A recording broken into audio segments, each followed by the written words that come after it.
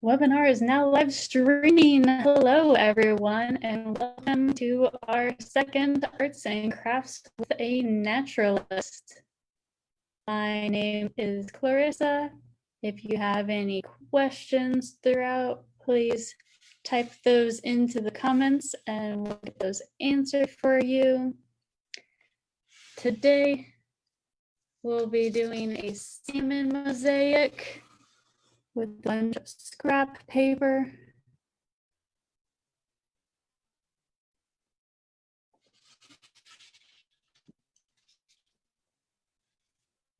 Sound good to everyone? Just gonna need glue stick, scissors. Make sure you're using safety scissors so that you have a pair already in there to help out. You can use a pencil, marker, brands. And I'll get to talk about salmon. Pretty exciting. So you're gonna want to start off with a sheet of paper, probably not a very large one, or else it will take us a very long time to do it.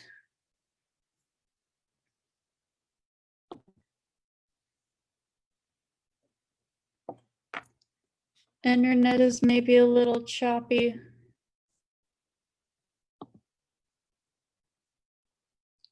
So if you missed any of that, hello and welcome to Arts and Crafts with a Naturalist.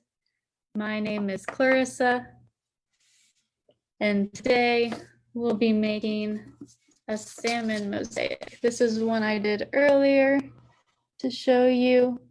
We're going to be cutting out a salmon and then layering a bunch of pieces of small scrap paper around it. If you have any questions, please put those into the comments on Facebook Live so we can answer any of your questions you have about Puget Sound, salmon, Puget Sound Estuarium, impact. To get started, just a small blank sheet of paper that I found. If you make it too large, we're going to be doing this for a long time, so I decided to do a small one. So I've got a bunch of scrap paper, glue, scissors, pencil. I'm going to draw a salmon shape. Salmon are pretty cool. Out of a lot of species of fish that we have in our waters, they're one of the only ones that goes from freshwater out to saltwater, back to freshwater. Closer to the. Okay. I'll bring my laptop a bit closer so you can hear me better.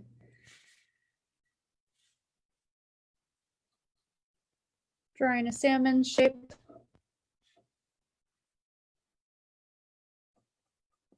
Salmon are pretty cool. Like I was saying, they're one of the only species of fish, or one of the few species that migrates from salt or from fresh to saltwater. Make sure to get their dorsal fins, or dorsal fin, pectoral fin. They've got an anal fin, and then that random little fin up on top.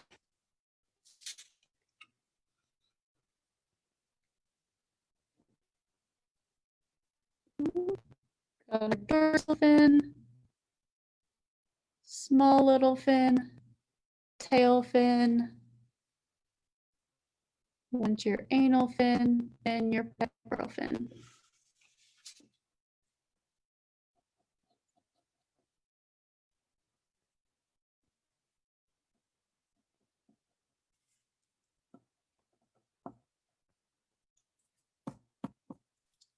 And we're gonna cut that out.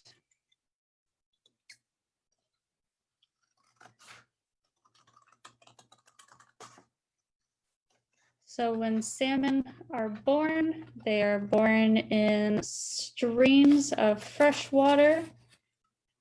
And then as they get older, they migrate down the rivers out to the ocean, where they thrive for 1 to 7 years. And then they head back into the rivers to give birth or to lay their eggs, which then hatch the following spring. And it all starts over again.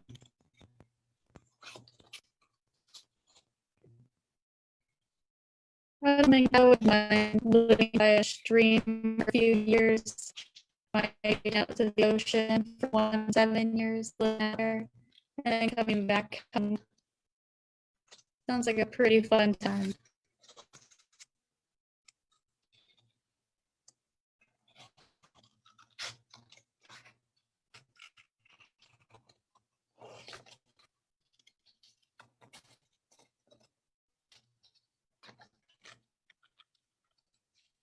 Anyone have any questions so far? Cat, my salmon.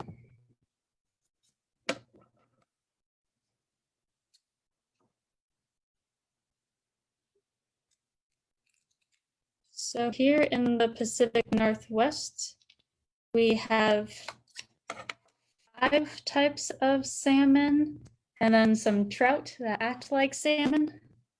So it depends on how specific you want to get about how many salmon species we have, about 5 to 7.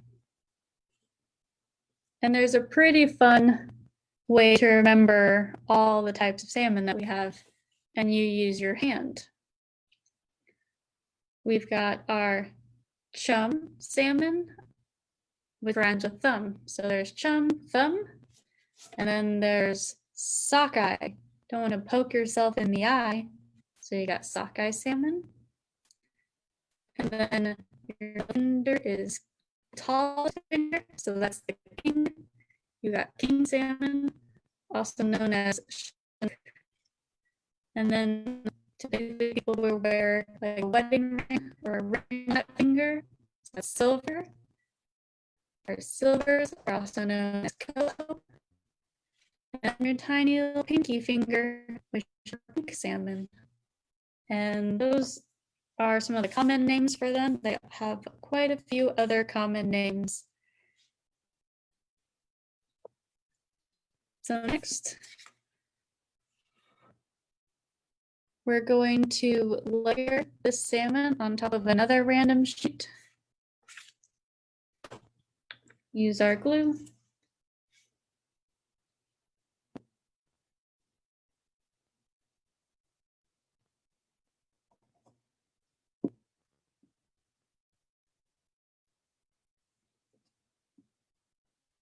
Maybe make sure you have something down on the table so you don't get glue on the table.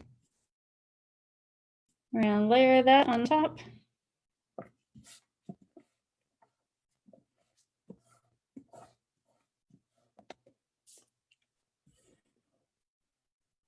Now I'm gonna cut that out, leaving a rim around it. So like that one is a green with blue rim.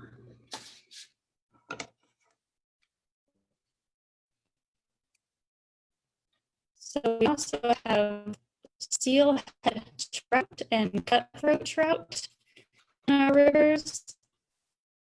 And they actually migrate out from freshwater to saltwater as well.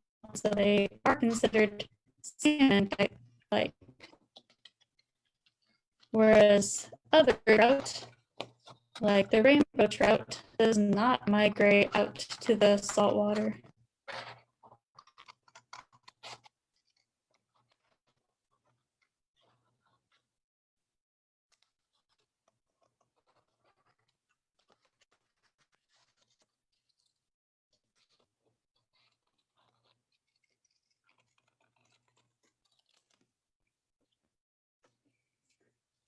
So when starting this fall, the salmon are going to come back from the ocean into their home rivers.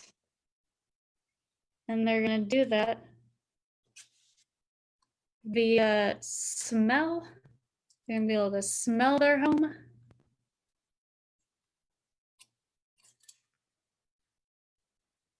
And they also use the positioning of the sun, is what our theories are so far. We can't really ask the salmon how it gets home. We just have to observe it and see what it does. Some cool places to see salmon returning here in Olympia in the fall is 5th Street, or the bridge on 5th Street.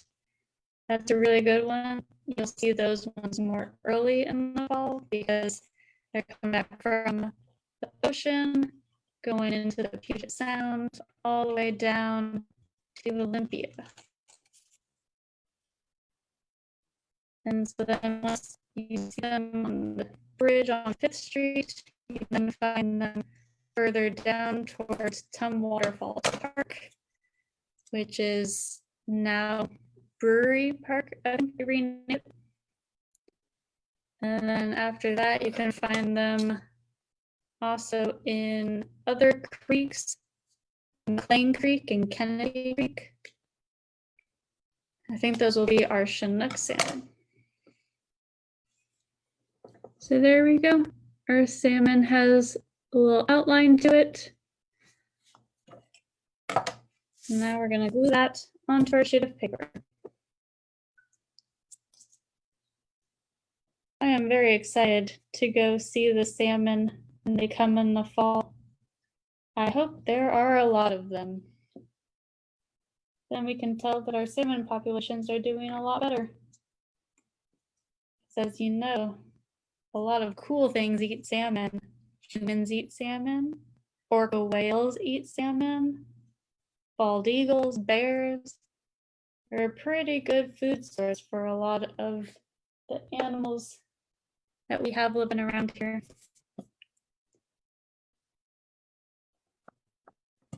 That guy on.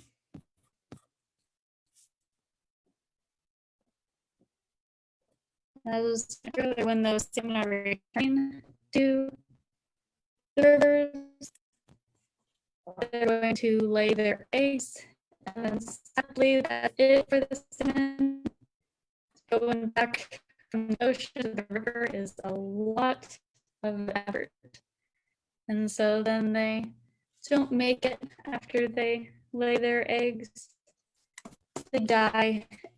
But all that nutrients gets put back in our system. We've got lots of trees and plants.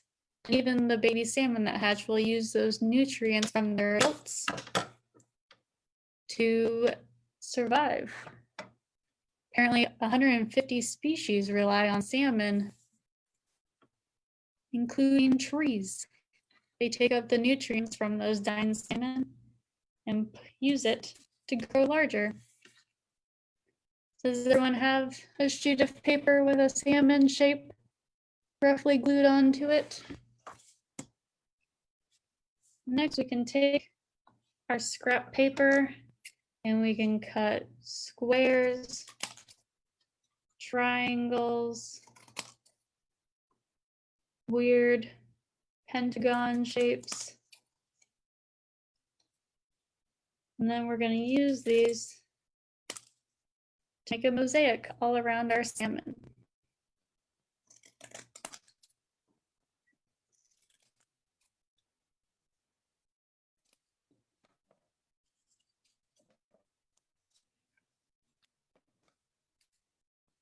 Anyone have any questions?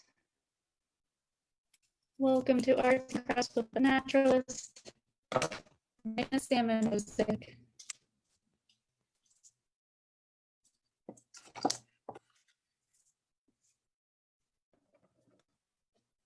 You got a lot of different color scrap paper. Makes it a lot more fun and colorful.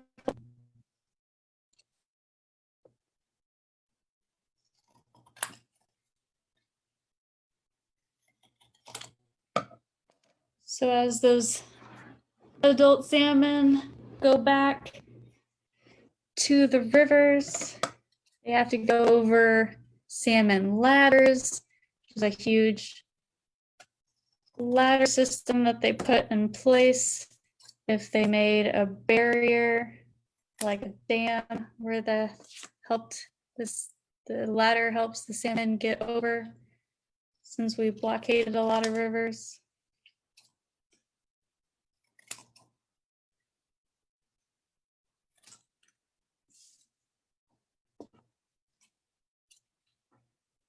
And then they find their home using that sense of smell. And the sun, and then the female, the nest. Isn't that interesting? Who would have thought that a fish would nest? Usually you think nests birds, or maybe small mammals. But the female digs a bit, moves some gravel around so that she can lay her eggs in a little nest. It's called a red. Strange name for a nest, I would say.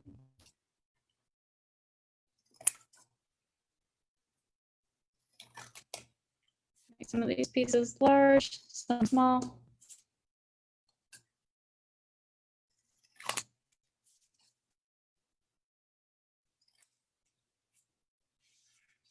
And then once the female lays her eggs in that small patch of gravel, the male comes over, fertilizes it, and then that's it. They're done. They die, and then those eggs just sit there. Sit into over the winter until they hatch again in the spring.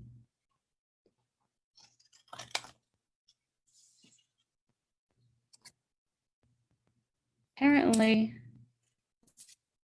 their nests are called reds because it means to tidy or put in order. It's funny to see a fish tidying up its bedroom. Did you guys tidy your bedroom this morning?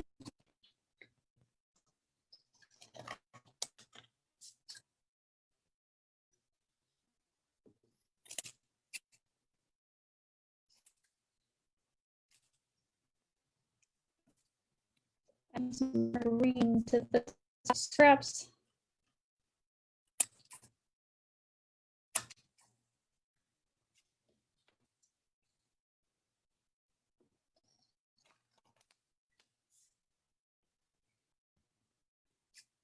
When salmon hatch, they're called alvin. Also a very strange name for part of a life cycle of a fish.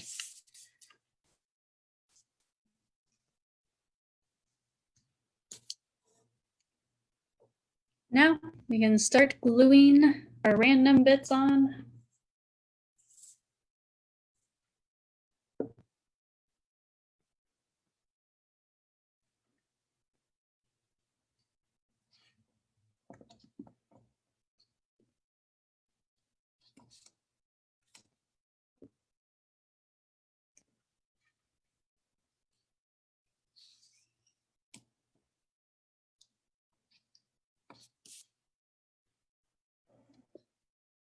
Random bits, make sure that they overlap, or that they're on top of each other.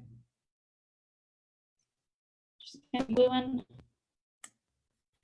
sticking. If you have any questions, feel free to ask.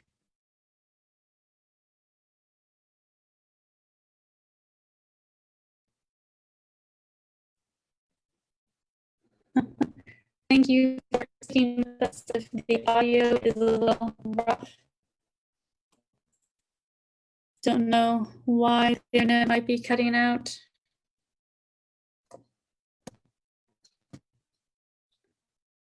If you've missed anything that I've said, you can ask the question in the comments and I'll go back and repeat it. I don't want to repeat everything I said and bore a couple of you.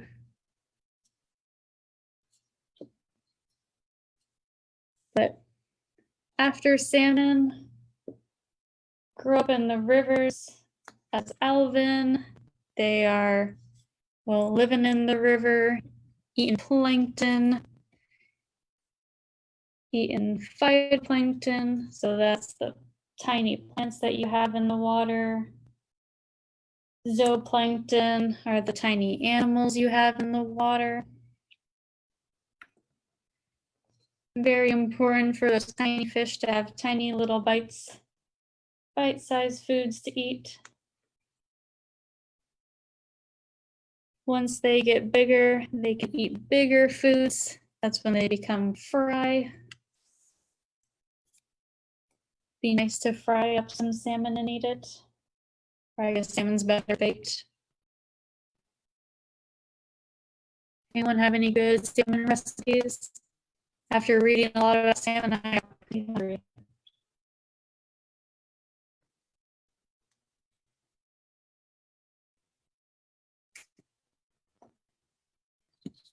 So we're just working on Salmon Mosaic, sticking random bits. Use a small sheet, I would recommend, so that you don't have to put as many pieces of scrap on there. Learn about salmon. First they're eggs, then they hatch in alvin, and then they grow into fry. They eat small bits of plankton, and then they get bigger, eating small fish.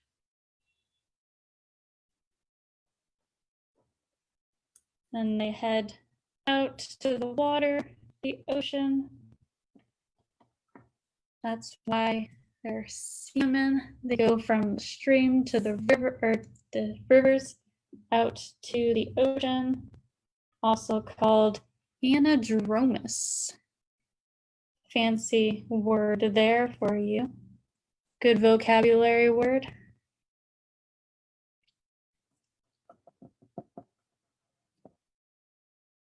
So then once they leave the rivers, heading out to the ocean,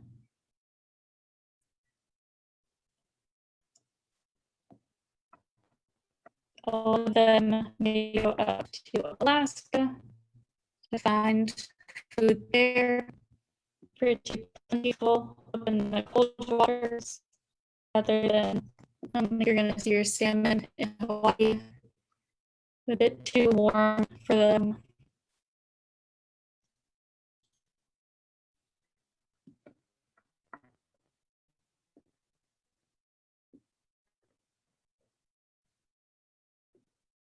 But they're gonna be out there living it up in the ocean, getting really big. There's a lot more food out in the ocean than there is in the rivers that they grew up. And so salmon can get large, especially those king salmon.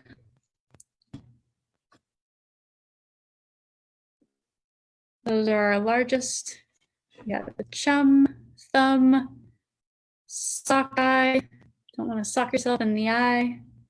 You got your tallest one, you got your king or chinook. You got your silver, because if you wear a ring there, silver, or coho, and then our pinks.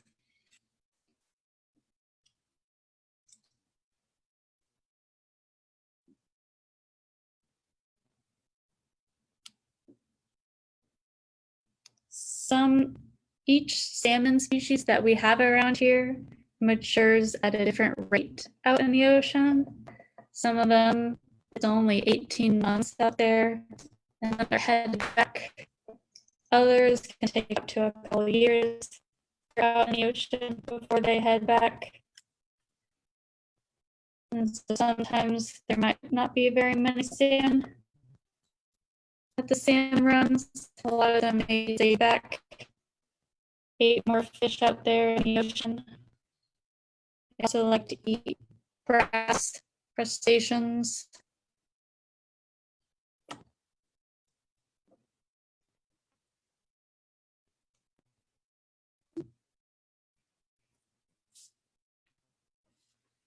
Slowly making our mosaic. This one took me quite some time, so maybe we'll have to end and you can finish this up and post a picture of it once you're finished on our Facebook so that we can see your cool salmon mosaics.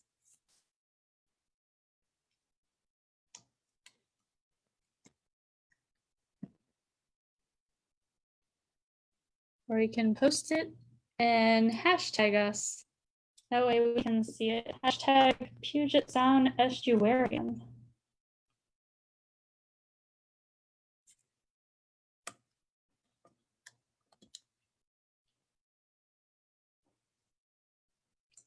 We're also on Instagram.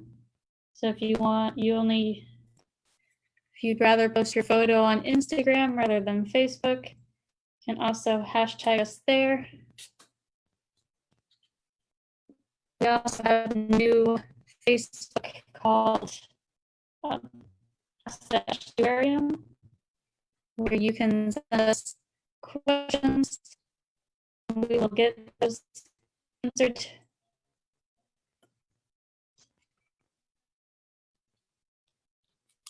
Not this week, but next weekend, the 18th and 19th, you can find the Estuarium at Priest Point Beach and Burfoot, where we will be having Meet the Beach. So we'll be volunteers down there to answer any questions that you may have about what you see. They'll be during low tides. And I went this last weekend and we saw some pretty cool things. There was some, what was the midshipman? It's a type of fish. We found those guys under rocks when they had eggs too.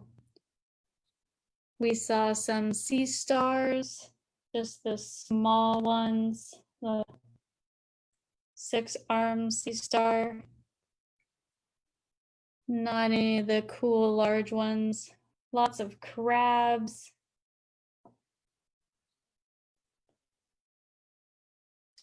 Saw some blue herons. They were on the beach. Very pretty. Lots of different seaweeds out there. Some anemones. I highly recommend that you join us the 18th and 19th at Burfoot Park or Priest Point Park. It will be from about 10 to 1 we'll be out there, or 11 to 2.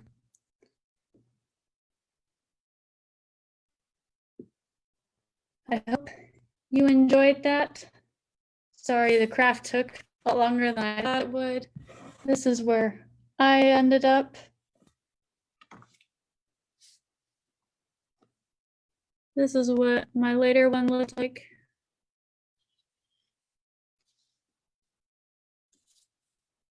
Thank you for joining me with Arts and Crafts with the Naturalist. My name's Clarissa. Leave any comments you have or questions. Give us a like, follow us so that you can get information about upcoming events. Following is a lot better than just liking the video or liking the page. You then get notified each time, so you don't have to scroll through Facebook to look for when we'll have events. Hope you all have a wonderful day.